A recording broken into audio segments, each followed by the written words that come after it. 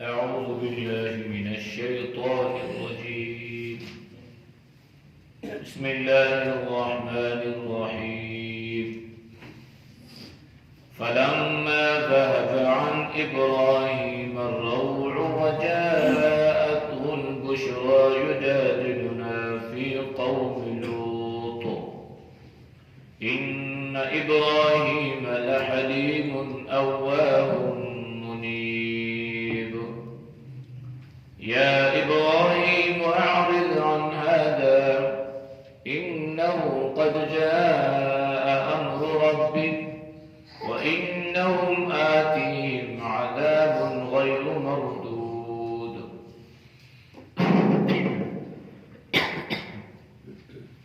ولما جاءت رسلنا لوطا سيء بهم وضاق بهم ذرعا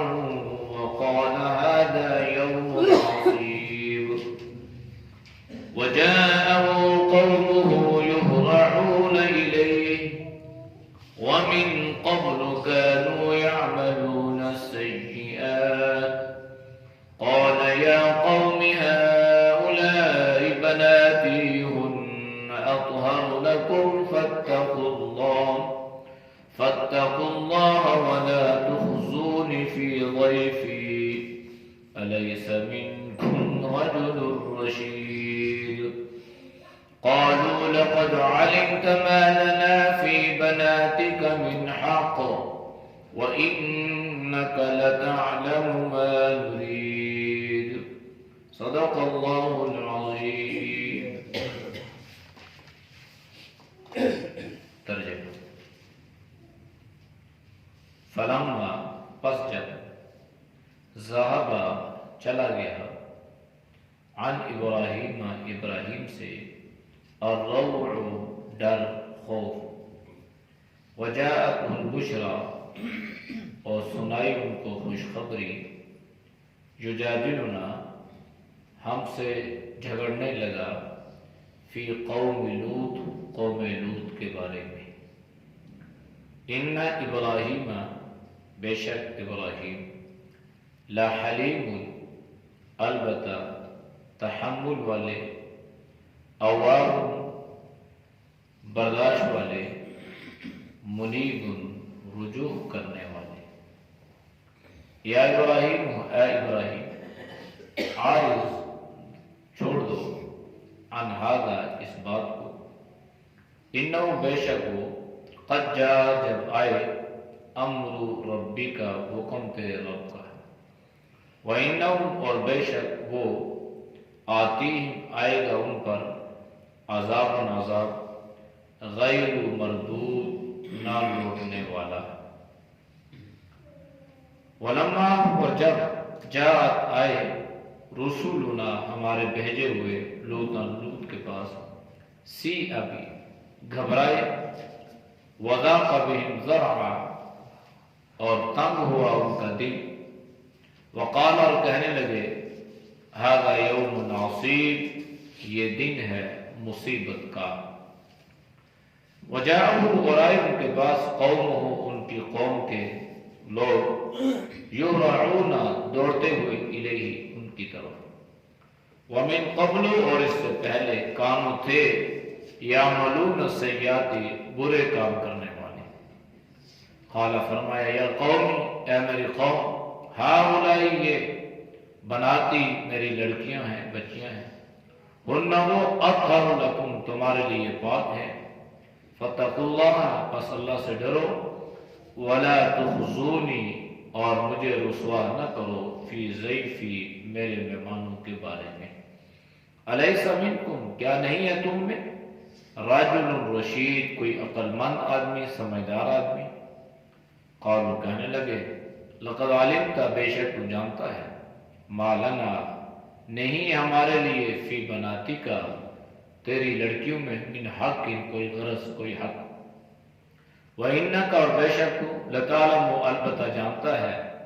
ما نرید جو ہم چاہتے ہیں. آیات کا ما قبل آیات کے ساتھ رب واضح ہے کہ انسانی شکل میں اللہ نے حضرت ابراہیم کے پاس فرشتے بھیجے. ایک تو ابراہیم کو خوشخبری سنانے کے لیے اور دوسرا قوم لوط پر عذاب کو مسلط کرنے کے لیے. اب جب یہ ملائکہ، یہ فرشتے، یہ اللہ کے بھیجے ہوئے حضرت ابراہیم خلیل اللہ علیہ السلام سے ہو کر حضرت لوط علیہ السلام کے پاس جاتے ہیں، تو اس سے پہلے جب ان ملائکہ نے حضرت ابراہیم علیہ السلام پر اپنا آپ ظاہر فرما دیا اور یہ کہا کہ ہم تو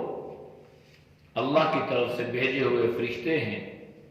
آپ کو پریشانی کی ضرورت نہیں ہے، تو آج کی آیات میں اللہ نے اس کا ذکر یوں فرمایا فَلَمَّا ذَهَبَ عَنْ إِبْرَاهِيمَ الرَّوْعُ، پس جب حضرت ابراہیم علیہ السلام کا خوف دور ہو گیا. خوف کیا دور ہوا کہ ابراہیم علیہ السلام نے یہ سمجھا تھا کہ یہ لوگ کھانے کی طرف ہاتھ نہیں بڑھا دیں. تو اس زمانے میں یہ علامت سمجھی جاتی تھی کہ اگر کوئی مہمان کھانا نہ کھائے تو اس کا مقصد یہ مہمان بن کر نہیں آیا، یہ کسی اور ارادے سے آیا. ان کے کچھ اور اہداف ہیں، کچھ اور اغراض و مقاصد ہیں، کچھ شر اور فتنہ پھیلانے کے لیے یہ لوگ آئے ہیں، اس لیے کھانا نہیں کھا رہے. تو یہ خوف حضرت ابراہیم پر مسلط ہوا. تو جب فرشتوں نے ظاہر کر دیا کہ ہم بھیجے ہوئے ہیں، تو اللہ نے اس خوف کو بھی دور فرما دیا. وجاءت البشرا، انہیں تو خوشخبری سنانے آئی تھے، اور وہ خوشخبری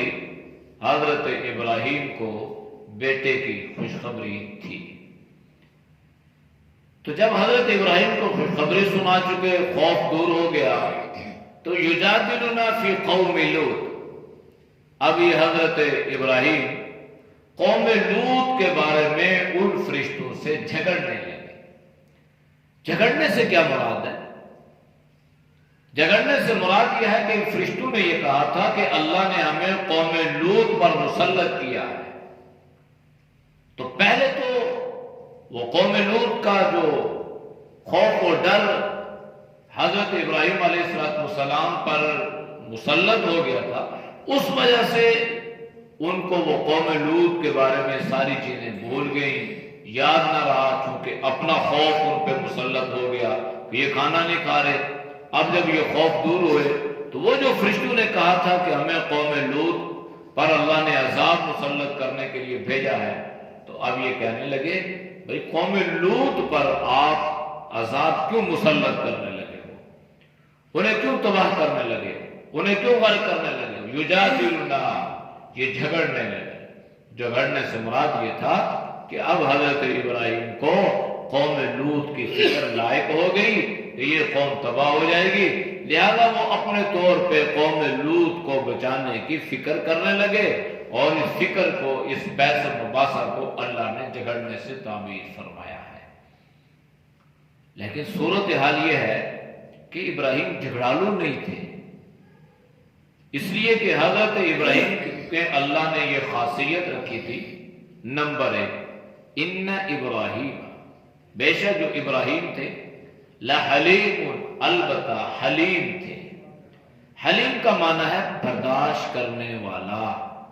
اور برداشت انسان تب کرتا ہے جب اسے کوئی خلاف طبیعت بات پہنچتی ہے، جب اسے کوئی ایسا مسئلہ پیش آتا ہے، کوئی ایسا صدمہ پیش آتا ہے، اسے کوئی ایسی بات پیش آتی ہے جو اس کو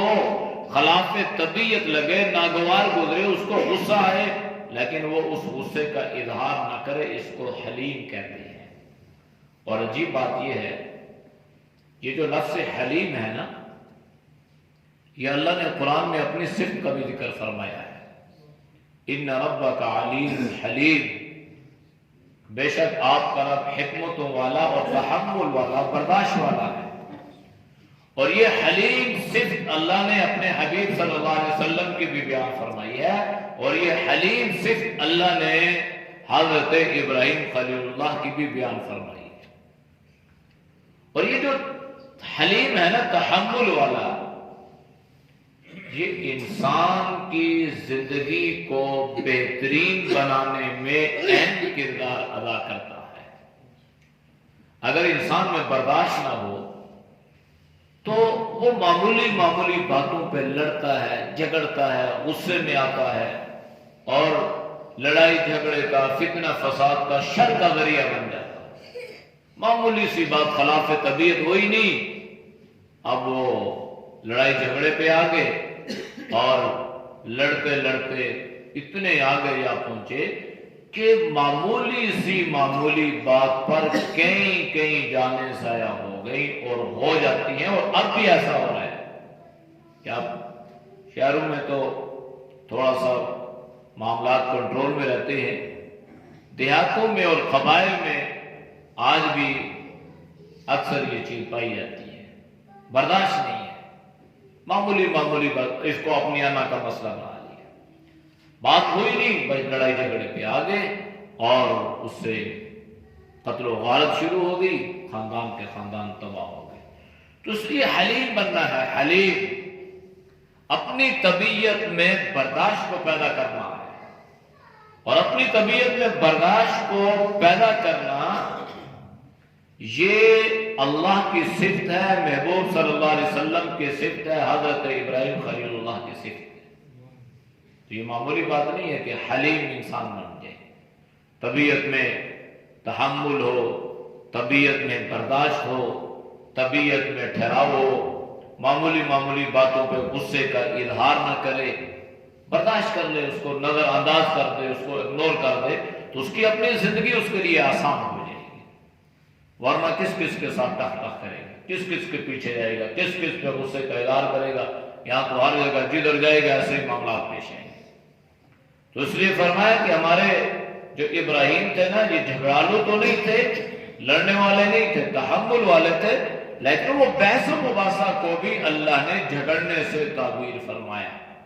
کہ اس قدر حضرت ابراہیم قوم لوط کے بارے میں فکر میں پڑ گئے اور ان اپنے مہمانوں سے، فرشتوں سے لڑنے، یعنی بحث و مباحثہ کرنے لگے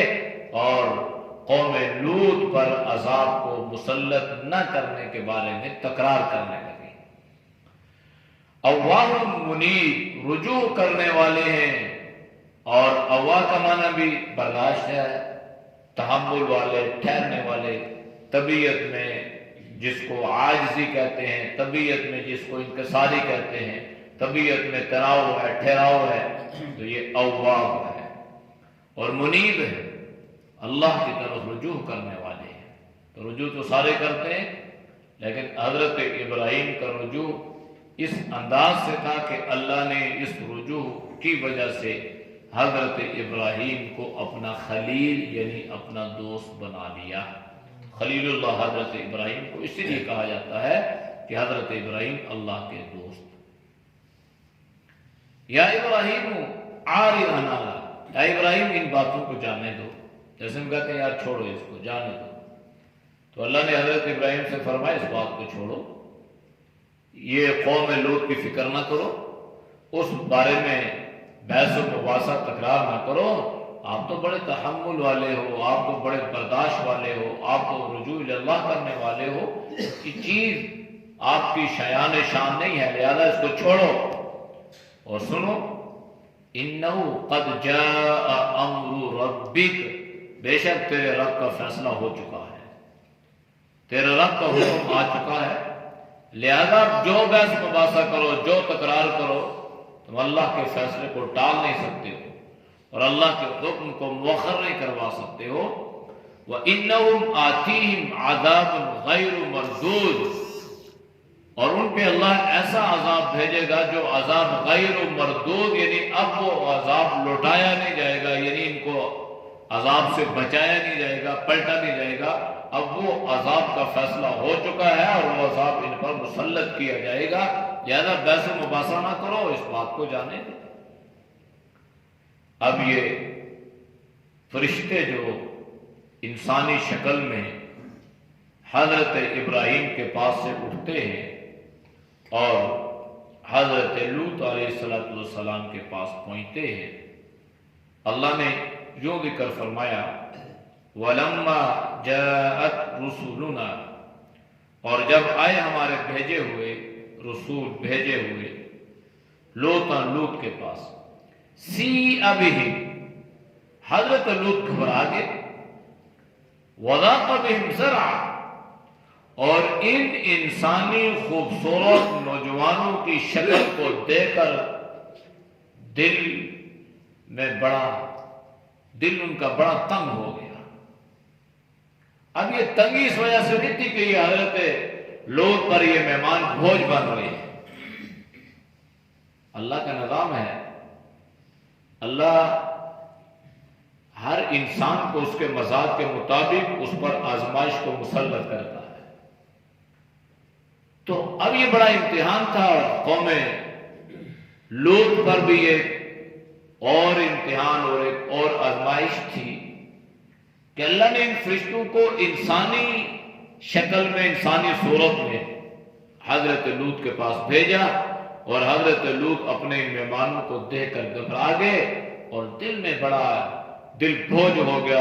ہو گیا، اور دل میں بڑا گویا جیسے شام گزرا، اور کہنے لگے وَقَالَ هَذَا يَوْمٌ عَصِيبٌ، یہ تو بڑی مصیبت کا دن ہے، یہ تو میرے لیے بڑی پریشانی کا باعث بن گیا۔ وَجَاءَهُ قَوْمُهُ يُهْرَعُونَ إِلَيْهِ، اصل میں حضرت لوط کو دو پریشانیاں تھیں، بڑی عجیب پریشانیاں، ایک باہر سے ایک اندر سے۔ باہر سے پریشانی تو لوگوں کی تھی، اور اندر سے پریشانی ان کو اپنی کافرہ بیوی کی تھی۔ اب یہ جو اندر کی پریشانی تھی نا، یہ اس اعتبار سے تھی کہ یہ تو میری مخالف ہے، لہذا یہ کوئی ایسا موقع ہاتھ سے جانے نہیں دے گی کہ یہ مجھے رسوا نہ کرے، اور یہ کیا کرے گی، یہ ان کو خبر دے دے گی، مخبر بن کے ان کو آگاہ کر دے گی، ان کو بتا دے گی کہ میرے گھر میں اس قسم کے مہمان آئے ہوئے ہیں۔ تو یہ دو خوف جو تھے، حضرت لوط ان کی وجہ سے بڑے پریشان ہو گئے۔ لیکن عجیب معاملہ یہ ہے کہ باہر کا جو خوف ہے وہ تو انسان برداشت کر لیتا ہے، اس کو کچھ نہ کچھ حل نکال سکتا ہے، لیکن اندر کا کیا کرے؟ گھر کے معاملات ہیں، گھر میں آپ کا آستین کے سام بنا ہوا ایک مخبر بیٹھا ہوا ہے، یہ فکر حضرت لوط علیہ السلام کو انتہائی پریشان کرتے جا رہی تھی، یہاں تک کہ وَضَاقَ بِهِمْ ذَرْعًا، اس کی وجہ سے حضرت لوط کا دل گویا تھرتھرانے لگا، دل تنگ ہونے لگا، اور زبان سے کہہ دیا یہ تو بڑی پریشانی کا دن ہے، یہ بڑی مصیبت کا دن ہے۔ تو حضرت لوط کی بیوی نے خبر کر دی، بتا دیا، جو خدشہ تھا نا حضرت لوط کو، اندیشہ تھا کہ میری بیوی ان کو خبر کر دے گی کہ میرے گھر میں 3 خوبصورت نوجوان تشریف لائے ہوئے ہیں، لوط کے پاس وہ آئے ہوئے۔ تو چنانچہ ایسا ہی ہوا، اور حضرت لوط کی بیوی نے قوم کو خبر کر دی۔ پھر کیا ہوا؟ وَجَاءَهُ قَوْمُهُ يُهْرَعُونَ إِلَيْهِ، یہ قوم لوط جو تھی انتہائی خبیث اور گھٹیا قسم کے فعل میں ملوث تھی۔ ویسے گناہ ہے، لیکن بعض گناہ ایسے ہیں جو گناہ بھی ہیں اور گھٹیا پن بھی ہے۔ تو یہ قوم لوط گناہ بھی کرتی تھی اور دیدہ دلیری سے سر عام بھی کرتی تھی، اور یہ انتہائی گھٹیا قسم کے فعل میں ملوث تھی، جس کو لواطت کہتے ہیں، کہ اپنی خواہشات پوری کرنے کے لیے یہ غیر فطرتی طریقہ اختیار کرتے تھے۔ تو قوم کو پتہ چلا، اور قوم یہرعون الیہ، ان کی طرف دوڑتی ہوئی آئی۔ وَمِن قَبْلُ كَانُوا يَعْمَلُونَ السَّيِّئَاتِ، اللہ نے فرمایا کہ یہ جو قوم تھی نا، یہ جو لوگ آئے تھے، یہ اس سے پہلے بھی انہی برائیوں میں ملوث تھے، یہی گناہ کرتے تھے، لواطت میں پائی جاتے تھے، منہ کالے کرتے تھے۔ اب یہ حضرت لوط علیہ السلام کے پاس، ابھی آپ نے دروازہ نہیں کھولا، پیچھے سے لاک کیا ہوا ہے اور یہ باہر سے دروازہ کھٹکا رہے ہیں اور باہر اندر سے یہ مکالمہ چل رہا ہے حضرت لوط علیہ السلام کا اپنی قوم سے۔ قال یا قوم ہؤلاء بناتی ہن اطہر لکم، حضرت لوط نے قوم کو سمجھایا اور اس گناہ سے باز رکھنے کے لیے فرمایا کہ بھائی دیکھو تم بے وقوف لوگ ہو، یہ قوم کی بیٹیاں ہیں، ہماری بیٹیاں ہیں، قوم کی بیٹی ہیں، اللہ نے عورت کو پیدا کیا، لہذا ہن اطہر لکم، وہ تمہارے لیے پاک ہیں، وہ تمہارے لیے حلال ہیں۔ تو تم عجیب مرد ہو، عجیب انسان ہو کہ تم فطرت کو چھوڑ کے غیر فطرتی طریقے کو اختیار کرتے ہو اور تم نے یہ انتہائی گھٹیا پن کا مظاہرہ کر رہے ہو اور ایسا گھٹیا راستہ تم نے اختیار کیا ہوا ہے، لہذا یہ طریقہ غلط ہے۔ فاتقوا اللہ، اس معاملے میں اللہ سے ڈرو، کہیں ایسا نہ ہو کہ تمہارے اوپر اللہ کا عذاب آ جائے۔ اور یہ بھی سن لو وَلَا تُخْزُونِي فِي ضَيْفِي، اللہ کے بندو مہمانوں کے سامنے مجھے رسوا نہ کرنا۔ اب یہ پیغمبر ہے نا حضرت لوط، لیکن ان کی یہاں پر بے بسی دیکھیں کہ قوم کے سامنے حضرت لوط ان مہمانوں کے بارے میں کس قدر عاجزی اور بے بسی سے ان کو سمجھانے کی کوشش کر رہے ہیں۔ لوگ کہتے ہیں انبیاء پیغمبر مختار کل ہیں جی، یعنی انہیں ساری چیزوں کا اختیار ہے، تو حضرت لوط بھی پیغمبر ہیں اور اگر انہیں ساری چیزوں کا اختیار ہوتا تو یہ اپنی قوم کے سامنے اس قدر عاجزی اور انکساری کا اظہار کرتے۔ دیدہ دلیری سے کہتے کہ تمہاری تم کون ہوتے ہو، لیکن فرمایا کہ بھائی دیکھو اللہ سے ڈرو، بچیاں لڑکیاں ہیں اور اللہ نے ان کو تمہارے لیے پاک صاف بھی رکھا ہے، اور تم ایسا کرو وَلَا تُخْزُونِي فِي ضَيْفِي، مہمانوں کے بارے میں مجھے رسوا نہ کرو۔ اس لیے مہمان مہمان ہوتا ہے۔ اگر کوئی آدمی کسی کے پاس ملاقات کے لیے آئے اور پتہ چل جائے کہ وہ آدمی جو ہے اس کی آپ کے ساتھ کوئی معاملات میں لین دین میں کسی چیز میں کوئی کمی بیشی ہے، تو پھر بھی طریقت شریعت یہ طریقہ سکھلاتی ہے کہ یہ نہیں ہے کہ آپ وہ مہمان آیا اور آ کے آپ اس کے گریبان کو پکڑ لیں اور اس کو آپ لان تان شروع کر دیں، بلکہ اس کا بھی شریعت نے طریقہ بتلایا ہے۔ مہمان کا اکرام کرنا ہے۔ اس لیے حضرت لوط کو یہ فکر لائق ہو گئی اور بڑی دردمندانہ اپیل کی قوم سے کہ دیکھو میرے مہمان ہیں نا، لہذا اس بارے میں تم مجھے پریشان مت کرو۔ الیس منکم رجل رشید، یار پوری قوم میں کوئی ایک بندہ بھی بھلا مانس نہیں ہے، کوئی ایک آدمی تو سمجھدار ہونا۔ جس سے معلوم یہ ہوا کہ کنبے میں، قبیلے میں، برادری میں ایک آدمی بھی اگر سمجھدار ہو تو وہ پورے کنبے، قبیلے اور برادری کی اصلاح کے لیے کافی ہو جاتا ہے۔ ایک آدمی لیکن شرط یہ سمجھدار ہو، اور سمجھداری کے لیے یہ شرط ہے کہ وہ اس بندے میں اخلاص ہو، ورنہ سمجھدار ہو اخلاص نہ ہو تو وہ کوئی کردار ادا نہیں کر سکتا۔ آج یہ جو برادریوں کا شراوہ بکھرا ہے نا، ہر جگہ پہ کنبہ، قبیلہ، برادری، ناراضگی، ناچاکیاں، قدورتیں، نفرتیں، تو اگر انسان اس کا پس منظر دیکھے تو کوئی بڑی چیز اس میں نظر نہیں آتی۔ معمولی معمولی اختلاف، معمولی معمولی چیزیں، کہیں پر زمین کے تنازع ہیں، کہیں پہ رشتوں کے تنازع ہیں، کہیں پہ تھوڑا سا آپس میں لین دین کے، تو یہ چیزیں ہیں اور اس نے کنبہ قبیلہ جو ہے وہ بکھیر کے رکھ دی ہے۔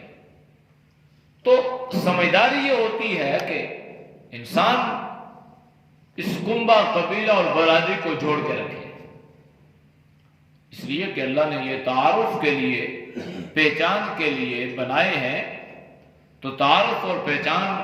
اسی صورت میں برقرار رہ سکتا ہے جب وہ کنبہ اور قبیلہ برقرار رہے، ورنہ اختلاف تو یہاں تک ہوتا ہے کہ انسان رشتہ داری کا بھی انکار کر دیتا ہے اور یوں کہتا ہے کہ ہمارا اس کے ساتھ کوئی تعلق نہیں، بھائی کیا کیا اس نے، کیا کھایا ہے، کہ پتہ چلا کچھ بھی نہیں۔ اس لیے ہمیشہ برادری کو جوڑنے کا کردار ادا کرنے کی کوشش کرنی ہے اور برادری کو توڑنے کی کوشش سے اپنے آپ کو دور رکھنا ہے۔ الیس منکم رجل رشید، یہ سمجھدار آدمی کی علامت ہوا کرتی ہے۔ تو حضرت لوط نے فرمایا بھائی کوئی نہیں ہے، ایک سمجھدار آدمی، رجل، رجال نہیں فرمایا، کوئی ایک بھی سمجھدار نہیں ہے کہ جو تمہیں اس گھٹیا حرکت سے روکے اور اس چیز سے منع کرے اور تمہیں بتلائے کہ بھائی یہ مہمان آئے ہیں، کوئی اللہ کا خوف کرو، اللہ سے ڈرو اس معاملے میں۔ تو یہ جو لوگ تھے نا، قوم آئی تھی، قوم سے مراد یہ نہیں تھی کہ ساری قوم دوڑ آئی تھی، چند اوباش لوگ ہی دوڑ کے آئے تھے۔ تو قالوا کہنے لگے لقد علمت ما لنا فی بناتک من حق۔ جب انسان کی عقل پہ پردہ پڑ جائے نا تو پھر انسان کو ذلیل ہوتے ہوئے بھی دیر نہیں لگتی، اور اللہ اس سے انسان کی حفاظت فرمائے۔ دنیا میں عزت ایسی چیز ہے نا کہ عزت بناتے بناتے انسان ساری زندگی گزار دیتا ہے، اور خدا نخواستہ ذلیل ہونے کے لیے ایک لمحہ ہی کافی ہے، کہاں سے کہاں انسان پہنچ جاتا ہے۔ تو اس لیے یہ عزت کی حفاظت جو ہے نا بہت ضروری ہے۔ تو اس قوم نے کہا کہ بھائی آپ جانتے ہیں نا، ما لنا فی بناتک من حق، ہمیں آپ کی بچیوں کے بارے میں کوئی غرض نہیں ہے، کوئی دلچسپی نہیں ہے۔ اب ان بچیوں سے مراد حضرت لوط علیہ السلام کی اپنی بچیاں مراد نہیں ہیں، بلکہ عام امت کی بچیاں مراد ہیں، عام عورتیں مراد ہیں، اور پیغمبر جو ہے یہ بمنزلہ باپ کے ہوا کرتا ہے، اس لیے حضرت لوط علیہ السلام نے اپنی قوم کی بچیوں کو اپنی بچیاں قرار دیا۔ جیسے قرآن کریم میں ازواج مطہرات کو امت کی مائیں قرار دیا گیا، اور حضرت عبداللہ بن عباس رضی اللہ تعالی عنہ کی قرات میں وہ ابوہ محمد صلی اللہ علیہ وسلم، یعنی امت کے باپ جو روحانی باپ ہیں یہ حضرت محمد صلی اللہ علیہ وسلم ہیں۔ تو اس سے مراد کہ امت میں ہر آدمی گویا ہم روحانی اولاد ہیں نبی کریم صلی اللہ علیہ وسلم کی۔ تو سمجھایا کہ بھائی دیکھو، تو قوم نے انکار کر دیا، کہا بھائی تم بچیوں کا ذکر کرتے ہو، ہمیں بچیوں کے بارے میں کوئی دلچسپی نہیں ہے۔ وَإِنَّكَ لَتَعْلَمُ مَا نُرِيدُ، اور تو جانتا ہے جو ہم چاہتے ہیں، یعنی تو جو کہہ رہے نا، تجھے پتا ہے کہ ہم کیا چاہتے ہیں، اور جو ہم چاہتے ہیں نا وہ کریں گے۔ تیری باتوں کا، تیری وعظ و نصیحت کا ہمارے اوپر کوئی اثر نہیں ہے، اور نہ ہی ہم ان باتوں میں آئیں گے، اور ہم وہ کریں گے جو ہم چاہتے ہیں۔ یہ قوم کہہ رہی ہے۔ تو جب حضرت لوط علیہ السلام کا خوف بڑھ گیا نا، تو فرشتے سمجھ گئے کہ اب یہ انتہا ہو گئی ہے، وہ ڈر رہے ہیں، لہذا حضرت لوط علیہ السلام سے فرشتوں نے فرمایا کہ آپ کو گھبرانے کی ضرورت نہیں ہے، ہم اللہ کے فرشتے ہیں، اللہ نے ہمیں آپ کی قوم پر عذاب کو مسلط کرنے کے لیے بھیجا ہے۔ تو اب حضرت لوط علیہ السلام کو تسلی ہوئی، اور اگلی آیات میں اس کا اللہ نے ذکر فرمایا ہے۔ اعوذ باللہ من الشیطان الرجیم، بسم اللہ الرحمن الرحیم، فلما ذهب عن إبراهيم الروع وجاءته البشرى يجادلنا في قوم لوط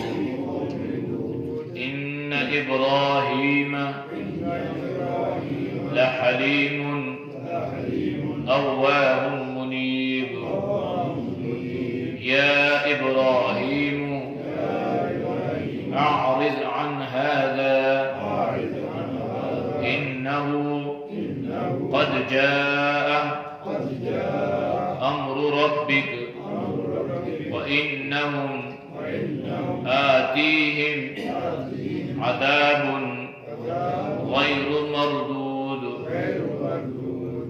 ولما جاءت رسلنا لوطا سيء بهم وضاق بهم ذرعا وقال هذا يوم عصيب وجاءه قومه يهرعون إليه ومن قبل كانوا يعملون السيئات قال يا قوم هؤلاء بناتي هن أطهر لكم فاتقوا الله ولا تخزوني في ضيفي أليس منكم رجل رشيد قالوا لقد علمت ما لنا في بناتك من حق وإنك لتعلم ما نريد صدق الله الحمد لله رب العالمين والعاقبة للمتقين والصلاة والسلام على النبي الأمي الكريم یا اللہ ہم سب کے صغیر کبیرہ گناہوں کو معاف فرما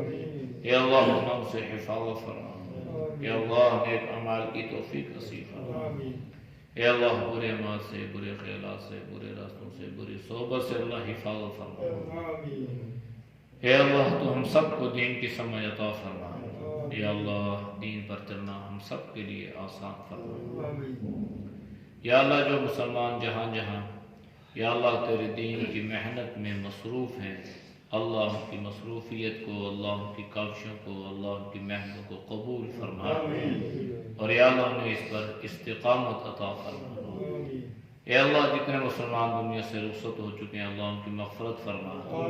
جو بیمار ہیں اللہ نے شفائی کاملہ عاجلہ نصیب فرما اے اللہ جو پریشان حال ہیں اللہ اپنی قدرت سے اپنی طاقت سے اللہ ان کی پریشانیوں کو دور فرما اے اللہ تو ہم سب کے رزق حلال میں وسعت عطا فرما حرام سے اللہ حفاظت فرما اے اللہ ہماری دعاؤں کو اپنی بارگاہ میں قبول فرما آمین بحرمت النبی الکریم صلی اللہ تعالی علی نبی الامی وعلی آلہ وصحبہ اجمعین.